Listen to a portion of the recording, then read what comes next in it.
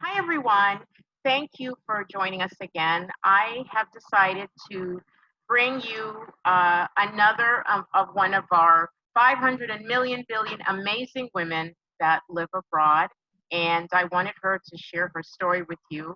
And as always, hopefully, it will be a little bit of inspiration for you to see how we are making it, and we're not just moving, we are thriving abroad. It's really important. And I know a lot of you are looking for answers and have so many questions, but hopefully, after we hear her story, it might give you a little bit more motivation. Thank you so much for chatting with me, Seneca. How are you today?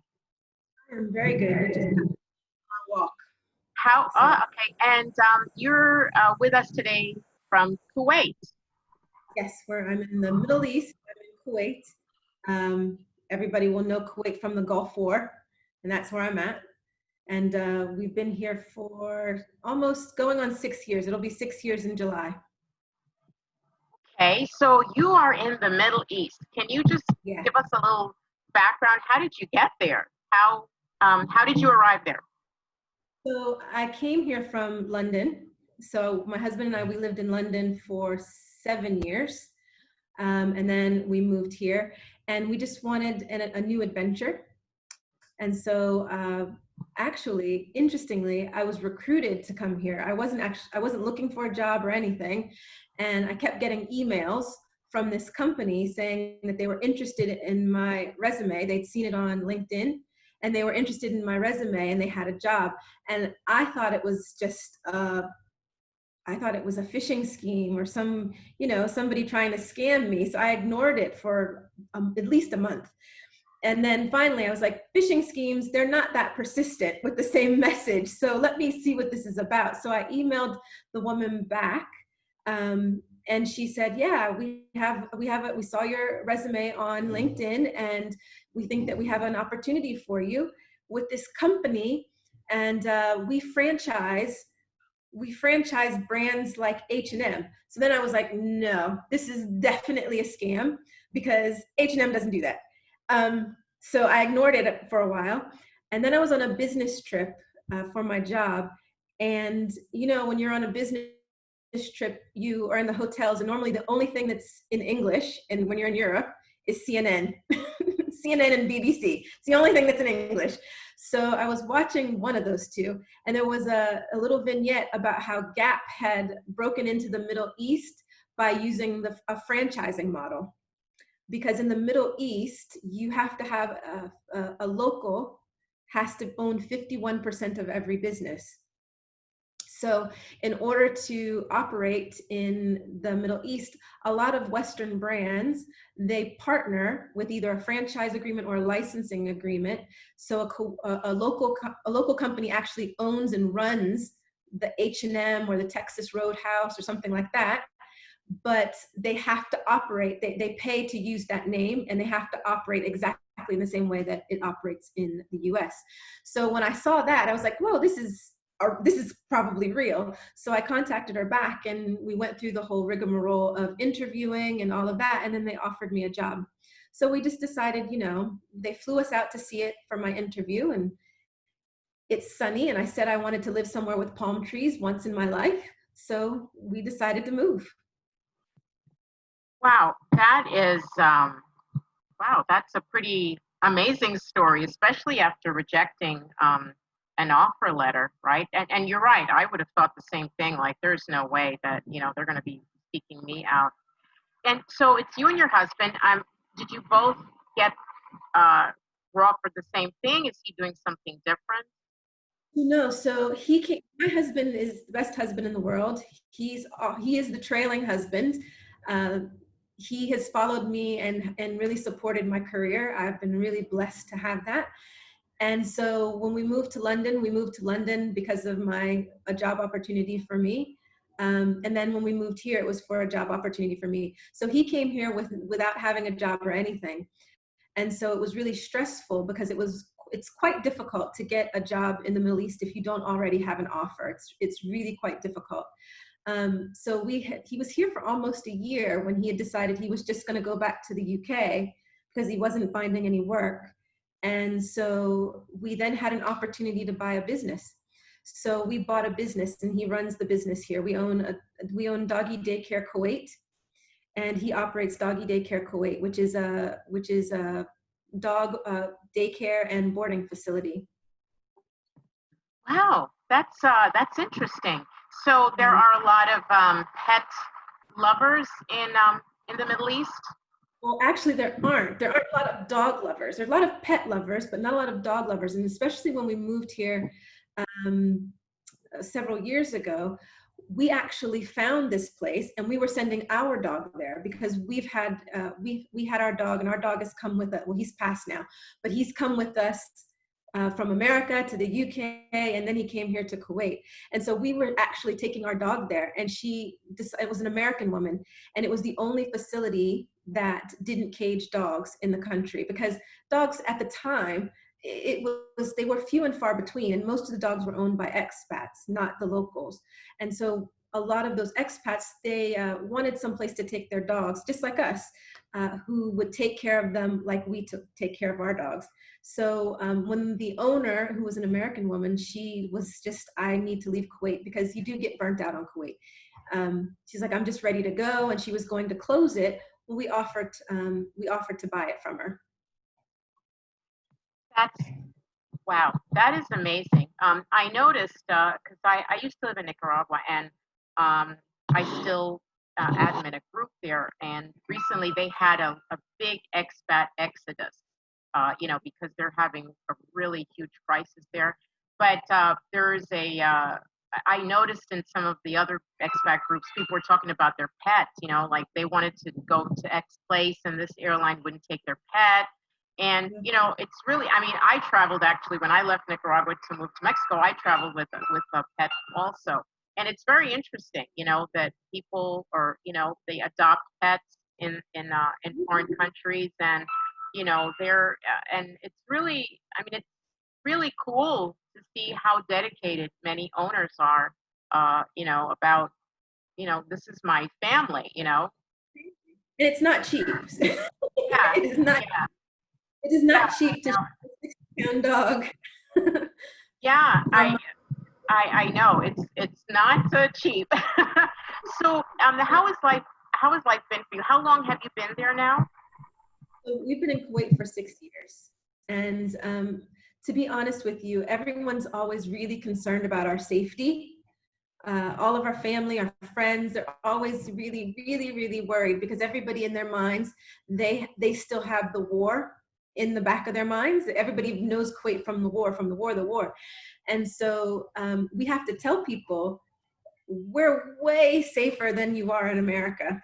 Um, it's super safe. The Kuwaitis are very family oriented and have quite big families. And so everything in Kuwait is geared towards being with your family, everything. And so it makes it a really safe place. There's very, very little crime here. For example, if you go to the grocery store, you can leave your handbag in the cart and walk way across the shopping mall, the grocery store, and you don't have any worry about whether or not your handbag is going to be there when you come back. We had a friend who, it was really funny when we, sort of at the beginning when we were here, we had a friend, and apparently he left his phone in the store. So the clerk in the store called the last number, just did a redial on his phone, the last number, which was us, and called us and said, oh, I think your friend has left his phone at such and such a store. Can you let him know that his phone is here so he can come and pick it up? So it's a really nice lifestyle because there's a lot of things you just don't have to worry about. The other part about living in Kuwait is that it's really easy. They make it so easy for you here. This is a very wealthy country. The locals are very, very wealthy. And because of that, they don't like to do stuff on their own. They're very willing to, their time is valuable and they're willing to pay someone to do stuff for them. So there's a lot of convenience here.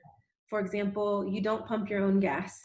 It's built into the system. There are people there that pump, you don't get out of the car.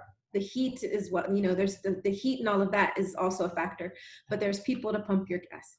There's a person who cleans our car every morning. When you go to the grocery store, someone carries, if you want, you can have someone actually pick the things off the shelves for you and put them in the basket. I'm not that bad, but they also will, you know, they will bag all of your groceries, take them to the car. It's just, you know, it's just a really easy lifestyle here. You like that? That's not too bad.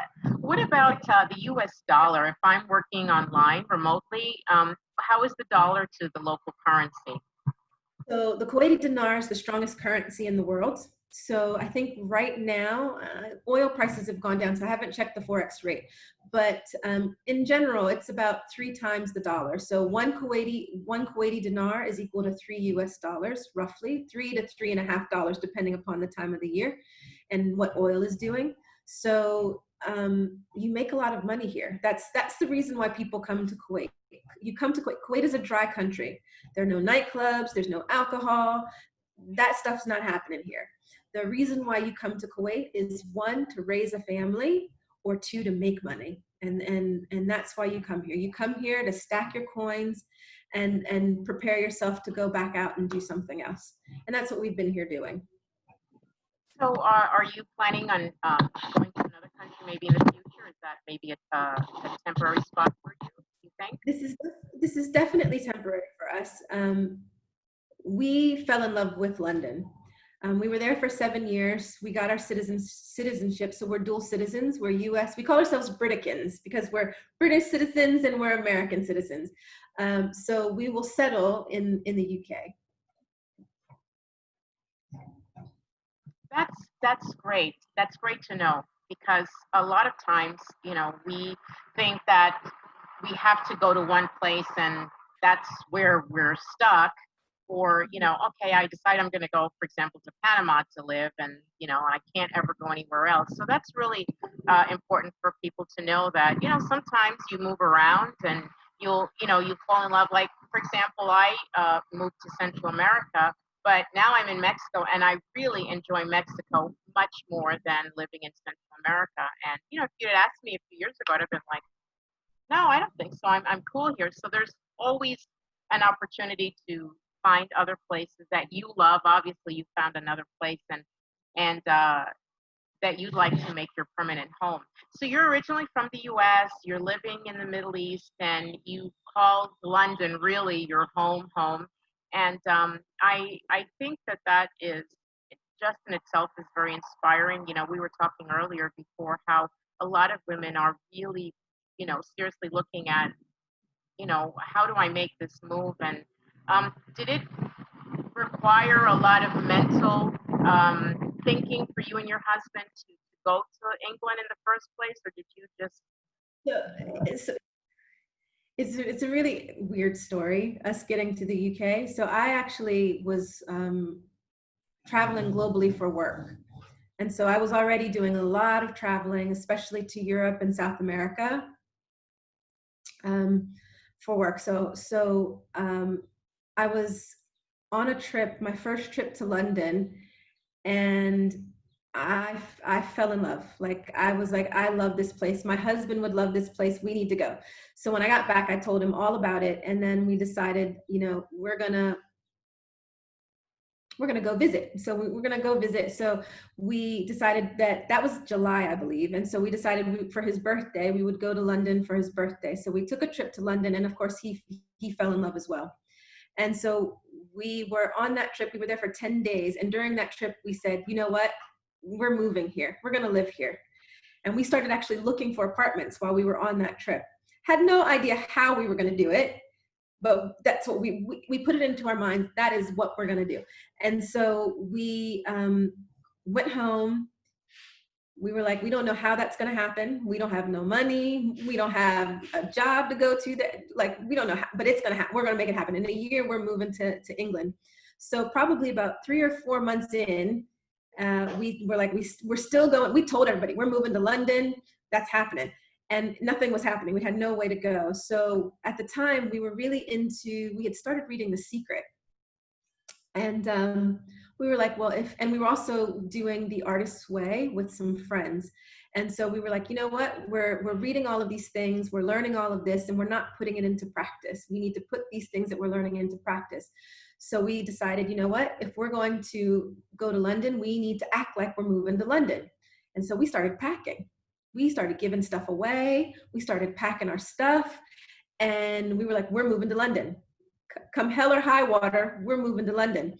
And so interestingly, that August, which was just about a year, I was on a business trip and I was in Brussels. And my client was like, well, we have a project. Would you be interested in working on a project for us? You'd have to live in London for a year, but you know, could you do that for us? And I was like, oh, you know, of course I could, you know, of course I could do that. And so, yeah, and so I got an opportunity to move for a year. And so we moved for the year. The year got extended to a year and a half, got extended to 2 years. And then they decided, because I transferred with the same company, I was just seconded into the UK office. And so then after 2 years, they decided to just transfer me permanently to the UK office because I already had a 5-year visa work permit. And so they just said, stay. And so we were like, well, okay. and we stayed. So it didn't take a lot of thought. Once we were there, we were like, we're going to be there. But then, you know, when we made that real decision in our heads and that switch flipped, we just, you know, every iota of our being was set to move, and we made it happen.